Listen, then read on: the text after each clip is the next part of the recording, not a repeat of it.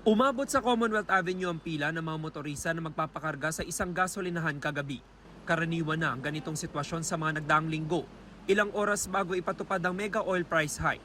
Ang jeepney driver na si Erenio, mahigit 3 litro lang ng diesel ang naipakarga dahil 350 pesos na lang daw ang hawak niyang pera. Dagdag yan sa naunang ginastos na 1,200 pesos sa krudo sa 10 oras sa pamamasada. Todo kayod siya dahil wala pang maiuwing kita sa pamilya. Ang hirap talaga. Hirap talagang kita talaga. Kawawa talaga. Pag hindi ka magtyaga kahit pa paano, wala pang bilhin ng bigas. Katulad niya, wala kami naman natatanggap na ayuda. Kawawa kami talaga. Si Jonathan pumila muna sa gasolinahan bago gumarahe. 2,400 pesos daw sa kabuuan ng gastos niya sa diesel. Kaya kahit ibinaba na ng kanyang operator ang boundary, maswerte na raw kung makapag-uwi siya ng 300 pesos. Lalong mahirap ngayon, hindi naman nagdagan ng pamasahe.